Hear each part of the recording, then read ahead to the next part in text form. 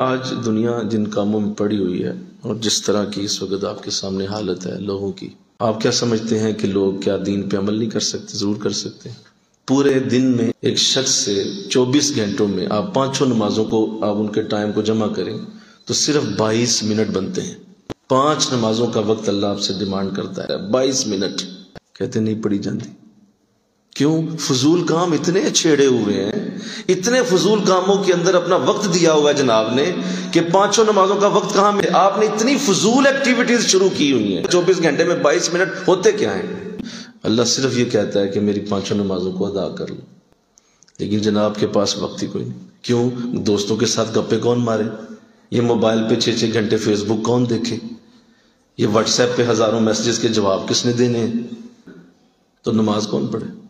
تم فضول کاموں سے بچ جاؤ، تمہاری ساری انرجی نیک کاموں کے اندر صرف ہونا شروع ہو جائے گی۔ ایسے ایک اللہ والے لکھ رہے تھے کچھ اپنا درس، تو اس پہ قرآن کی آیت لکھ رہے تھے، تو کوئی شخص ملنے آیا تھا، کوئی بات تھی، کوئی مسئلہ تھا، تو آپ نے کہا بیٹھو میں ذرا یہ لکھ لوں تو پھر تیری بات سنتا ہوں۔ وہ بیٹھ گیا، تو آپ لکھ رہے تھے تو اس نے دیکھا کہ حضرت کچھ لکھ رہے ہیں، تو اس نے کہا حضور یہ جو آپ نے آیت لکھی ہے یہ غلط لکھی ہے، اس کی زبر نہیں ہے، یہاں زیر ہے، آپ کو غلطی لگ گئی ہے۔ تو انہوں نے کہا اچھا جی ہاں زبر نہیں زیر ہے؟ کہا جی زیر ہے۔ تو انہوں نے کہا ٹھیک ہے لاؤ بھائی کوئی مٹانے والی شے لاؤ، مٹا کے اس کو زیر کر دیا۔ بعد میں اس کی بات سنی، اس کو بھیج دیا۔ جب وہ چلا گیا تو شاگرد سے کہا بھائی دوبارہ مٹانے والی شے لاؤ، اور دوبارہ زیر کو مٹا کے پھر زبر کر دیا۔ تو وہ کہنے لگا حضور وہ آپ نے زیر کی تھی۔ کہا وہ بیوقوف کو پتہ نہیں قرآن کی آیت میں صحیح لکھ رہا تھا، لیکن اگر میں اسے ثابت کرنا شروع کر دیتا تو میرا وقت ضائع ہو جاتا، میرا ٹائم بڑا قیمتی ہے۔ بے وقوف میں اس کے لیے اپنے لمحے ضائع کروں؟ ایسا نہیں کرتے۔ اپنے ٹائم کو سیو کریں، اچھی جگہ انرجی صرف کریں، اچھی ایکٹیویٹیز میں اپنا وقت لگائیں۔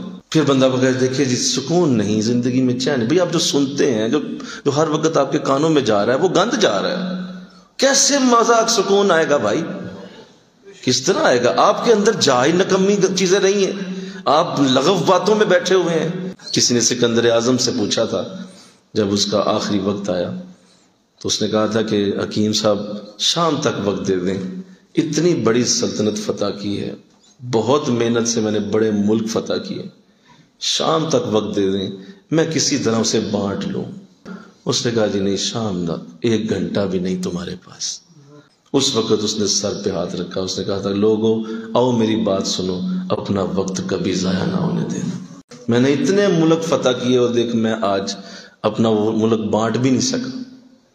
وقت نہ ضائع کرو۔